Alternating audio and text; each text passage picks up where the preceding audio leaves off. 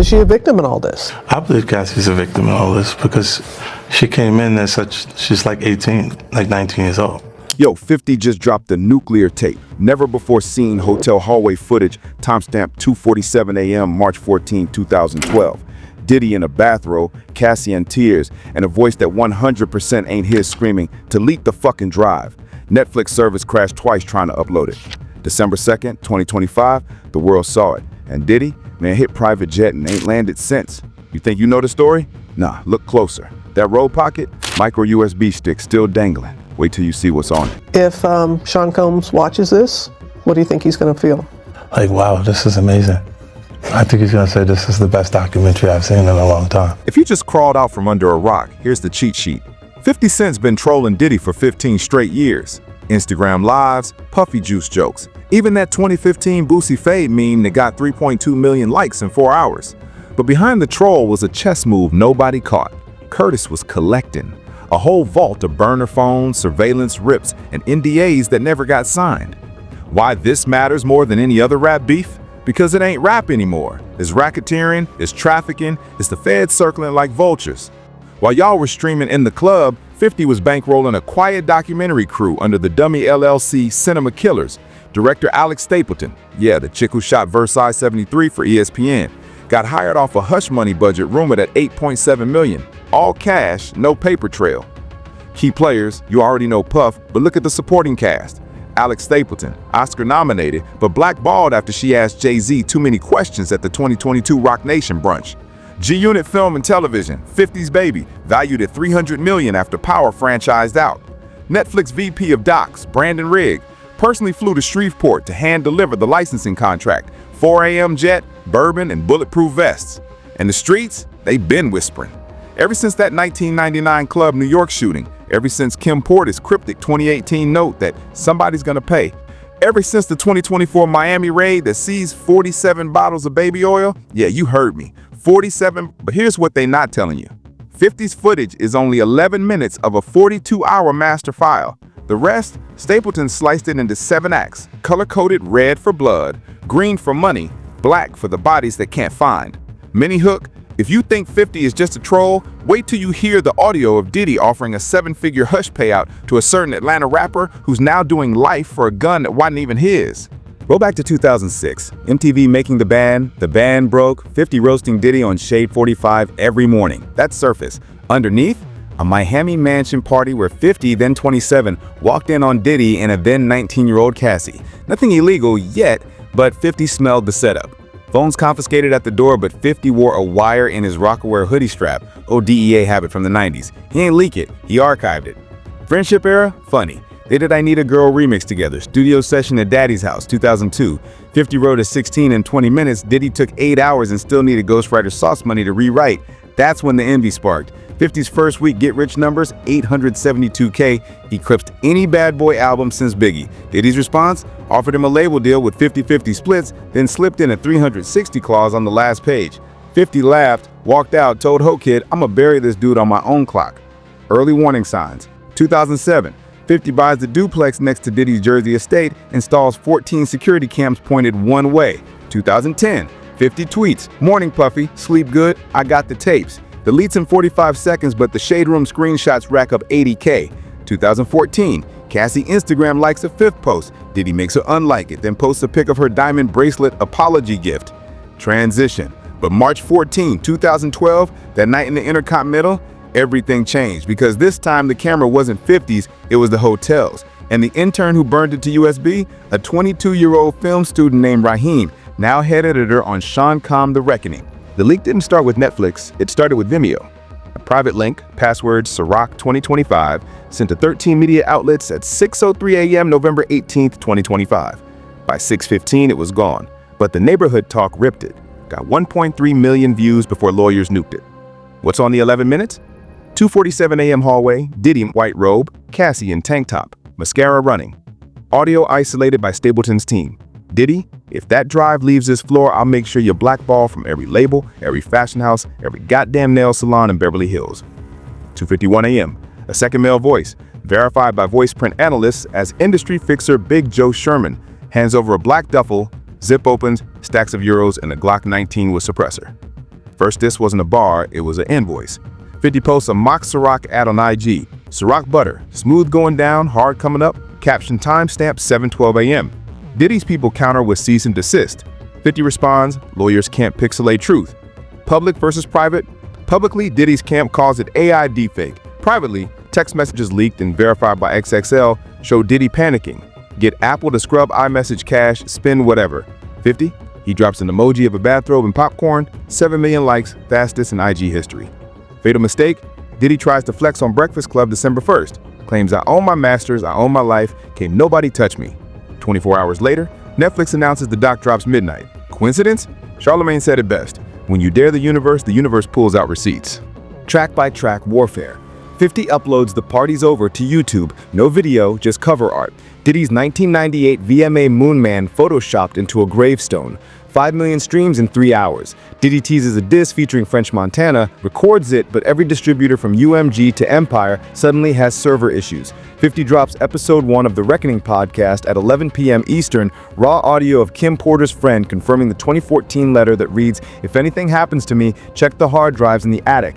Allies choosing sides." Jay-Z, quiet, but Beyoncé's publicist unexpectedly likes a 50 post. Streets call it the rock nod. Drake posts story wearing G-Unit sneakers, deletes in 7 minutes, but barbershops explode. The Game offers to sell Diddy a 2004 tape of 50 allegedly snitching. Turns out the tape is just 50 reporting a parking ticket. Game becomes meme. Nuclear option, December 2nd, 3 a.m. EST. Netflix pushes the miniseries to front page carousel in 190 countries simultaneously. Servers in Dublin crash under load. Diddy's jet tracker shows him leaving Van Nuys at 3:17. Destination unknown. Industry reactions. Live Nation quietly pulls Bad Boy 30th anniversary tour dates. Refund emails hit inboxes at 5 a.m. Ciroc stock dips 11% pre-market. 50 post screenshot of his ETF gain plus 2.1 million by noon. UCLA removes Diddy's 2012 commencement speech from YouTube. Cites community guidelines, but we know. But the real damage, it ain't in streams, it's in the group chat. Screen recording shows Diddy texting a rapper, "I might need you to take the fall for the Atlanta incident." That rapper, still alive, still watching, and still got the phone. Career implications. Spotify. Diddy's monthly listeners dropped from 28M to 19M in 48 hours. Biggest plummet since R. Kelly. YouTube. AdSense demonetized 127 Diddy-related uploads. Estimated loss 1.8M per quarter. Bookings. Miami's Fontainebleau cancels NYE residency. Non-refundable deposit 4.2 million, gone. Financial losses, be specific. Revolt TV, Charter Spectrum threatens to drop the channel, market cap sheds 90 million. Sean John trademarks, Macy's pulls shelves overnight, 11.7 million in inventory boxed to outlets. Jet fuel. FAA log shows 18,000 miles flown in 5 days, estimated 550K in fuel, plus 30K catering that he didn't touch.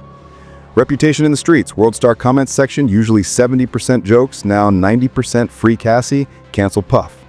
Harlem Barbershop poll, Hearn 16th and Lennox, 9 out of 10 say can't spin this. Twitter Spaces with 60K live. Topic, is Diddy finished? Trending #1 for 36 hours straight. Current status.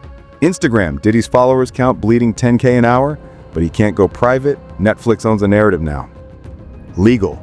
Homeland Security, not commenting, but 2 Gulfstream flights redirected to Teterboro. Agents seen boarding. Mental. Sources inside CA say he's not sleeping, pacing tarmac at 3 a.m. asking pilots if they can fly to non-extradition countries. Receipts time. That Road Pocket USB, Stables and Steam cloned it. 4 files. Cassie 2012.wave, 3 minutes voice memo where Cassie states he made me sign an NDA at gunpoint. I'm scared. Expenses.xlsx, list 2.3 million in payouts to science accusers. Line item to buy condo for redacted 400K. Video clip that MP4, 18 seconds. Diddy in studio with young male dancer. Powder on table. Diddy joking this the real Ciroc. Text archive.pdf, 2847 pages. iMessage backup. Searchable keyword lawyer, 1309 hits. Money trail. Every payout links to a shell corp. Blue Falcon LLC, incorporated in Delaware. Registered agent is an 83-year-old Alzheimer's patient in Bayonne. Who benefits? 50's G-Unit film. Send a 3-picture first look with Netflix worth 150 million. This doc the first deliverable. Industry Insider, a former Bad Boy exact name on file, told Man Record the PuffCap dirt room in the basement of Daddy's house, hard drives labeled by artist, by year. When he moved to LA 2019, movers saw it. One of them is in the doc credits. Remember when I said Atlanta rapper? Connect the dots. The 2014 Fulton County gun case represents to 15 years. Gun traced back to Diddy security. Case file sealed, but in the doc, Stapleton overlays the serial number, matches the PC in the hallway duffel. The rapper's mom, she's interviewed, tears streaming. My son took the fall so Diddy could keep dancing. Pattern interrupt. Wait, it gets worse. The USB also contains a 2024 voice note. Diddy plotting to plant drugs on a rival exec at the Grammys gift launch. Timestamp 3 days before the raid. Homeland Security got tipped by an email. Sender alias is 50K. Guess whose IP traces back to G-Unit offices? Nobody's talking talking about this, but Kim Porter's 2018 coroner report lists pneumonia, yet the doc shows a 27-minute hidden interview she gave to a Canadian journalist 2 weeks before death. She says, "If I die, look at the envelopes in the purple suitcase." That suitcase? LAPD evidence locker, sealed until Stapleton's legal team subpoenaed it under FOIA. Inside, handwritten ledger of every favor Diddy allegedly called in. Flights, girls, bail bonds, dated, initialed. Media won't cover it because half the outlets still owe him ad money. Revolt alone spent $14M in 2023 on Facebook boosts, cash that'll dry up if they speak. Meanwhile, Instagram is quietly shadow banning posts with #DiddyExposed hashtag dropped from 4.2M impressions to 480K in 24 hours. Deleted content? At Diddy Archive, a burner account that posted stills from the unseen 31 hours, gone in 19 minutes. But I screenshotted. One image, Diddy boarding a jet with a minor whose face is blurred, flight plan shows destination Cayman Islands. Uncomfortable truth? The culture enabled it. We laughed at the memes, bought the Ciroc, danced to the hits. Every take that chant was fuel.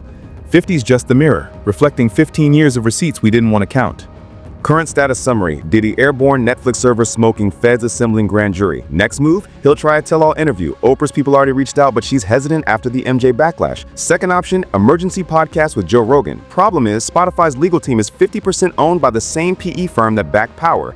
Wildcard, a surprise gospel album. Think R. Kelly's I Admit, but with choir and Kirk Franklin feature. But Kirk already tweeted, "I'm good, love." Prediction, album drops, debuts at number 127, fastest freefall ever. Long-term winner, 50. He flips outrage into content. Next up, a scripted series, Bad Boy Bad Men, starring Rotimi as Diddy. Merch already printed, robes that say, "I survived the reckoning." Loser, The Artists. Mace, Faith, Black Robert States, catalogs tainted. Streams down 35% because algorithm links them to controversy. Here's what I think happens next. Feds land the jet in Cape Verde. Extradition fight drags 18 months. Netflix greenlight season 2, Stapleton already filming. And that USB, there's a part 2 labeled baby oil and bank accounts. You think 11 minutes was wild? Wait till you see the warehouse footage, 48,000 bottles, one tunnel to the marina.